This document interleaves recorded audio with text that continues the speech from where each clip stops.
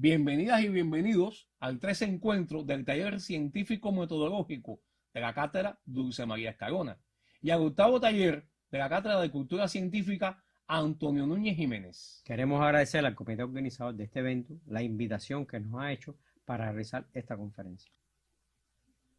Dulce María Escalona Almeida, holguinera, nacida en 1901 y fallecida en La Habana en 1976, considerada una de las mujeres más talentosas y relevantes dedicadas al estudio de los problemas de la educación y la sociedad cubana en el siglo XX.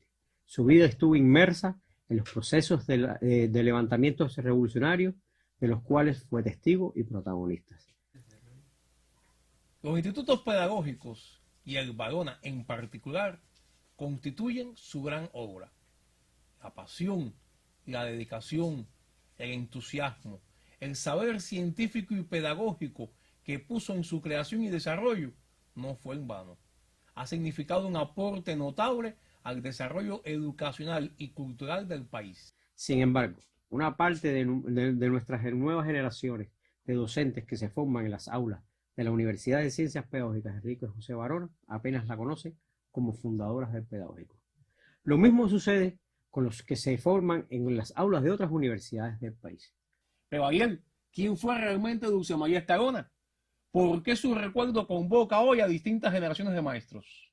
Obligados estamos a profundizar en su vida y en su obra, para legar a las futuras generaciones elementos de estudio y de imitación de su desempeño, puesto que no es posible hablar de la formación de maestros y profesores en Cuba, y en especial en la etapa revolucionaria, sin mencionar la labor formadora de Dulce María Escalona. Esta conferencia es el resultado del trabajo de investigación realizado hasta el presente como parte de la preproducción de audiovisual Dulce María Escalona, maestra de maestros. Esta es una idea original del licenciado Ariel Caballero Febres, propuesta desde el año 2011 e iniciada a partir del año 2019.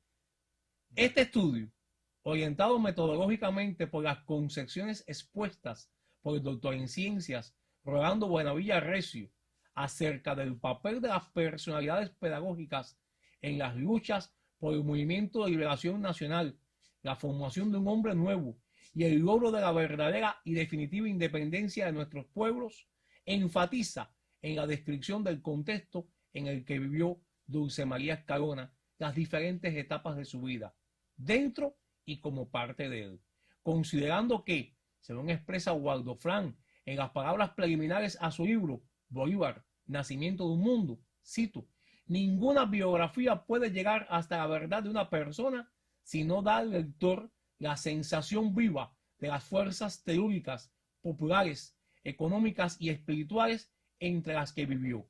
Esto es ya una verdad indiscutible. Tomando como base fuentes indiscutibles, hemos reconstruido las características de las ciudades y pueblos, así como el ambiente socioeconómico de la época en que vivió Dulce María. Todos ellos son tan protagonistas como los hombres y mujeres con lo que y contra los que Dulce María luchó, y además son elementos arquitectónicos y otras cosas que aún existen con las que los biógrafos pueden interactuar hoy. En este sentido, hubo que enfrentar el problema referente a la ubicación de las locaciones donde transcurre la vida de Dulce María. En algunos casos ya estas no existen. Han sido demolidas y en su lugar han sido levantadas otras obras arquitectónicas. Mientras en otros casos, estas se mantienen en el mismo lugar, pero han sido sometidas a procesos de transformaciones estructurales totales o parciales, que han modificado notablemente. Cuando se narra que Dulce María, martiana por naturaleza, llevaba estos conocimientos a los obreros que se reunían los domingos en el salón de sesiones del Ayuntamiento santiaguero, se tiende a representar mentalmente la fachada del actual edificio, reconstruido entre los años 1952 y 1964, y viene a nuestra mente la conocida visión de Fidel hablando al pueblo de Santiago de Cuba el 1 de enero de 1959. El edificio de la Casa del Cabildo o Ayuntamiento, visitado por Dulce María, espacio y símbolo del poder que marcaba la esfera de la vida pública santiaguera en los primeros años del siglo XX.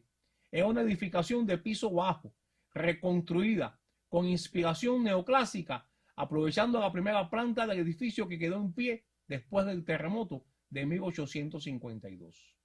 Otro tanto sucede cuando se narra que Dulce María comenzó sus estudios en la Escuela de Educación de la Universidad de La Habana.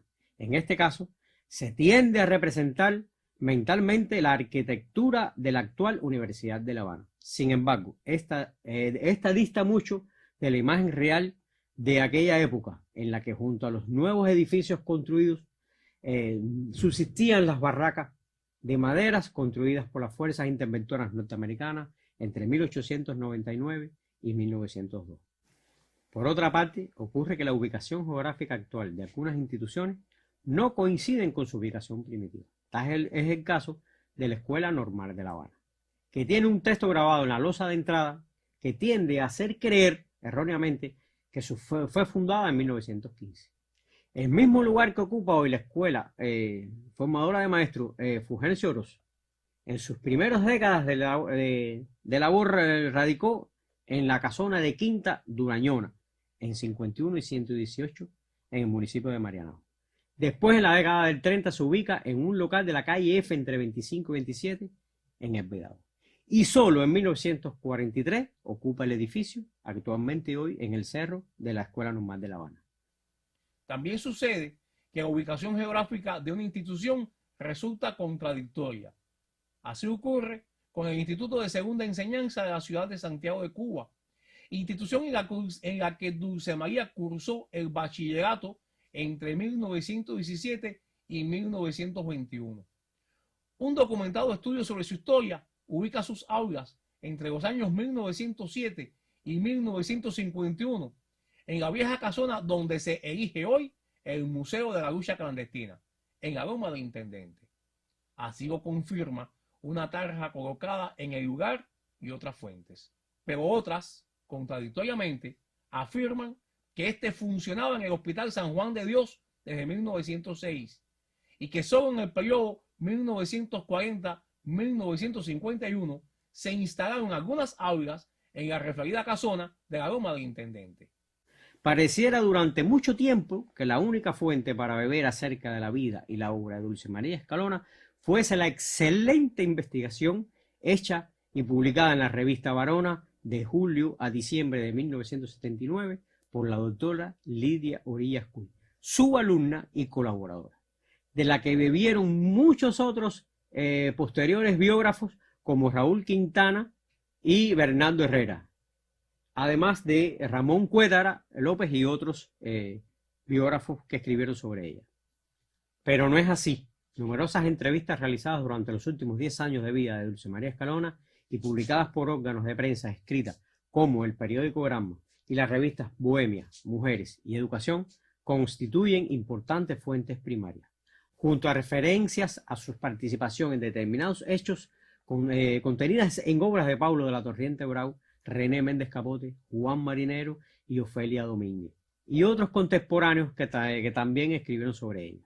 Las correspondencias de los hermanos Ureñas también aportan valiosas informaciones. Por otra parte, cuantiosas son las fuentes secundarias que aportan elementos puntuales sobre la vida y obra de Dulce María Escalona. Una búsqueda en Google Libros permitió identificar 16 páginas que abarcan un promedio de 10-11 fuentes secundarias cada una y que no se agotan, ni mucho menos, porque cada día se incorporan nuevos libros digitalizados a la red de redes. Es preciso que los biógrafos se muevan con cautela, con mucha cautela, cuando estudian información contenidas en estas fuentes. No debe desconocerse que Dulce María es un personaje de controversia, al que los credos políticos y las posiciones en torno a la Revolución Cubana presentan como paradigma unos y como enemiga otros. Se han hallado documentos desclasificados de diversas agencias del gobierno de los Estados Unidos de América que demuestran cómo durante muchos años fue objeto de seguimiento y atención por su militancia política en el Partido Socialista Popular y su abierta oposición a las ideas del comunismo. También se han hallado libros, tanto de cubanos emigrados como de autores extranjeros, que cuestionan la participación de Dulce María en diversos procesos revolucionarios, entre ellos, por ejemplo, la nacionalización de las escuelas privadas.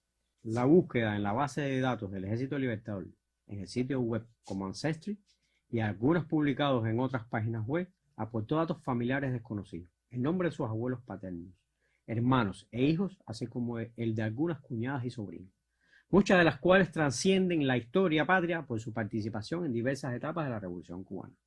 Asimismo, se reveló tristes momentos en la vida de Dulce María, asociadas a la muerte de algunos de sus hermanos en difíciles y oscuras circunstancias de la lucha revolucionaria. De igual forma, aportó elementos que permiten imaginar el duro golpe emocional que debe haber recibido al conocer la participación de uno de sus hermanos, así como de su cuñada en la microfracción de Aníbal Escalante, hechos por el cual fueron sancionados a penas de privación de libertad y su posterior salida del país hacia Estados Unidos, arrastrando con ello a otros hermanos e incluso a uno de sus hijos. La investigación permite superar la información sobre la mera participación de Dulce María en importantes acontecimientos de la historia patria, como el primer Congreso Nacional de Estudiantes, la Universidad Popular José Martí, la lucha contra la tiranía de Machado, la huelga de marzo de 1935 y la primera revolución educacional, convirtiéndola no solo en participante, sino en importante protagonista de tales sucesos. Asimismo, aporta nuevos elementos que enriquecen el conocimiento que teníamos sobre la vida de Dulce María Escalona. Antes de 1959, además de su conocida integración a grupos políticos como el Partido Socialista Popular, también fue miembro de asociaciones y sociedades como el Liceo de La Habana y la Institución Hispano-Cubana de Cultura, la Sociedad Geográfica de Cuba y la Sociedad Cubana de Ciencias Físico y Matemáticas, entre otras. De igual forma, permitió complementar la información sobre las inclinaciones literarias de Dulce María, con datos sobre la publicación de trabajos de su autoría en la revista mensual ilustrada Juventud entre 1919 y 1920, la revista mensual Mediodía entre 1936 y 1939, y en la revista del Liceo de La Habana, publicada entre 1936 y 1968. La investigación revela nuevamente un mal de la pseudo-república, los malos salarios a los docentes de las escuelas públicas y la irregularidad en sus pagos. Por eso, no nos sorprende que la labor de Dulce María como profesora de matemáticas en la Academia Rusto, considerada la principal escuela estadounidense en América Latina, paralelamente a sus actividades docentes en la Escuela Normal de La Habana. La información disponible hasta el momento permite hacer una cronología de su vida lo más exhaustivamente posible. El conocimiento de los principales momentos en la vida de Dulce María, año tras año, desde su niñez hasta su muerte, nos permite relacionar cada momento de su vida con los acontecimientos más importantes de la educación, la cultura, la economía o la vida política del país. La cronología nos brinda la trayectoria de vida de Dulce María y plasma los momentos de más alta producción o actuación. A partir de la cronología y con el conocimiento de la obra y de la actuación de Dulce María, hemos podido establecer una periodización de su trayectoria en dos tempos. El primero, de 1901 a 1958, y el segundo, de 1959 hasta 1976. Dentro de cada uno de estos periodos hemos podido definir a su vez otros espacios de tiempo en el movimiento general del desarrollo histórico de la sociedad, asociados a su permanencia en determinados institutos educacionales. Con la información obtenida hasta el presente y los nuevos datos que están por descubrirse durante el año 2023, se producirá el audiovisual Dulce María Escalona, maestra de maestros, y se culminará el libro Dulce María Escalona, apuntes biográficos. Damos por concluida nuestra conferencia. Esperamos que haya resultado de su interés. Si usted es poseedor de fotos, documentos o libros que nos puedan enriquecer esta búsqueda de información sobre la doctora Dulce María Escalona, pueden comunicarse con nosotros por nuestros teléfonos o correos electrónicos. Muchas gracias a todas y a todos por su atención.